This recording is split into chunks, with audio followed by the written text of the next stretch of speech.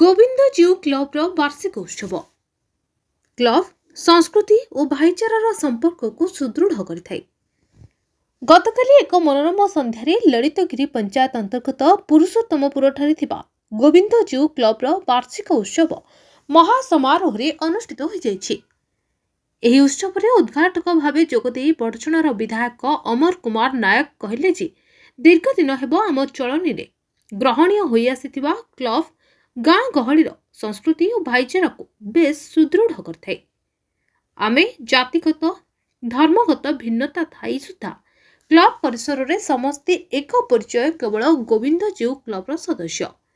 मुख्य वक्ता परिचय फाउंडेशन नुआदिल्ली प्रतिष्ठाता डॉक्टर रोजालिन पाटसानी कहले जे आम मानकर गाँ संस्कृति और परंपरा को बजाय रखिबार समस्त प्रयास आज एहिभली क्लब रो कर्मकर्ता मानक द्वारा संभव होई पारछि। सम्मानित अतिथि भावे सीआरपीएफ अवसर प्राप्त आईजी त्रैलोक्यनाथ खुंटिया कहले जे गाँर परिमल स्वच्छ सबुज और स्वावलंबनशीलता मते बेस अभिभूत करछि, जहाँकि अन्यत्र देखा मिले नाही। ए पई क्लब रो कर्मकर्ता माने धन्यवाद पात्र। विशिष्ट गवेषिका डॉक्टर अमिता सावत अन्यतम सम्मानित अतिथि भावे जोग देथिले एवं क्लब रो सभापति अधिकारी क्षेत्र मोहन दास का सभापतित्व जातीय युव प्रकल्पर निर्देशक तथा क्लब वरिष्ठ सदस्य मधुसूदन दास का संचालन में आयोजित एही कार्यक्रम में गोविंदजीउ क्लब प्रतिष्ठाता रंजन महांती, संपादक रमेश दास, जयंत परिड़ा, जचिंद्र महाराणा, संयोजक मानस रंजन महांती, अभय महांती, नलीपुर सरपंच शेख अब्दुल गनी, बालीचंद्रपुर सरपंच प्रतिनिधि अमीय साहानी, बलराम बेहरा, महेश्वर राउत प्रमुख गाँव विभिन्न समस्या उपरे आलोचना करथिले। बालीचंद्रपुर थाना आरक्षी निरीक्षक समरजित नायक क्लब सांस्कृतिक कार्यक्रम को उद्घाटन करथिले। धन्यवाद अर्पण करथिले अभय महांती एवं प्रारंभ में इस्कन भुवनेश्वर कीर्तन मंडली द्वारा गोविंदजीउ को नामयोग्य करा जायथिला। मु होसी क्लब रो स्थायी सभापति। आपण क्लब वार्षिक अनुष्ठित होला बहुत संख्या रे जोग दैथिले आया से विषय कर दई। वार्षिक उत्सव ये गोटे आम क्लब पिलांकर एवं ग्रामवासी बहुत दिन आशा थिला गोटे वार्षिक उत्सव आम पालन करूँ। तेणु यह साकार करने दीर्घ 15 दिन है पिला आमर दिन राति एक करते जाओ से समस्त संगठित होई से गोटे आयोजन कर हठात आमर दुईटी निर्वाचन मंडल विधायक को डाकिकी उत्सव करने को मनस्थ करते। दुर्भाग्यवशत आम महांगा निर्वाचन मंडल विधायक कार्य व्यवस्था से आसी पारे ना। जहा आमर बड़चणार विधायक सी समय देले आसी आम कार्य कमिटी सफल भाव में पूर्णांग कले पिला साहाय्य सहयोग भल मंदे जहा क्लब जो आम 44तम वार्षिक उत्सवटी सुरुखुरे संपादित है।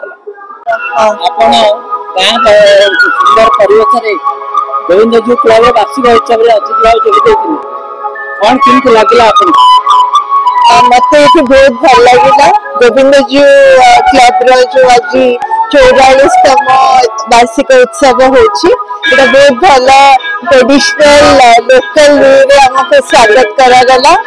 ये सब पिला सुजोग भी दिया प्रतिभा देखा बहुत भल लगे मत। परिचय डॉक्टर अनिता सागर चाहिए कि आमर ओडिशार संस्कृति कला ये सब समस्त कम कर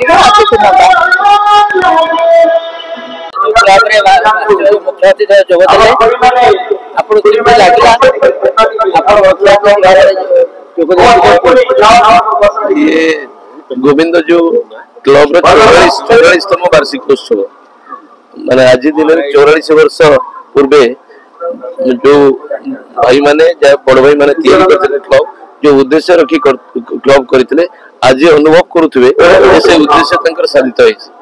तीनोटी जाक गाँव नलीपुर बाउजंग एवं पुरुषोत्तमपुर ये तीनोटी जाक गाँव भौगोलिक सीमा जिला अलग अलग होता पारे, विधानसभा क्षेत्र अलग अलग होता पारे एवं प्रशासनिक क्षेत्र अलग अलग होता पारे, किंतु एठी देखिले आपन को लागुथबो जे ये गोटे गाँ गोटे परिवार सदस्य एकाठी बसला बड़ी यही वार्ता आज क्लब एनुअल फंक्शन रू वार्षिक उत्सव रू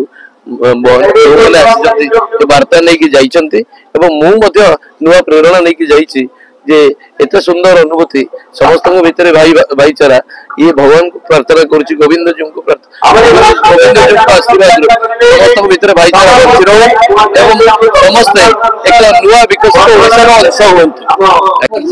मो ना हूँ मधुसूदन दास आम गाँव गोविंद जी क्लब जड़े सदस्य आज गाजी आम गाँव आनुआल फंक्शन थे वार्षिक महोत्सव आम समस्त मिसिकी ये गाँव गोटे उत्सव मुखरित आम गाँ आज तेणु आम समस्ते स्वच्छ सबुज गाँ स्वावलंबी गाँ सद्भावना गाँव गोटे परिकल्पना करूँ गोविंद जी मठ गोविंद आशीर्वाद ये कामटी आम मिसिक आरंभ कर बालीचंद्रपुर एकादशी सेठी रिपोर्ट द न्यूज टुडे।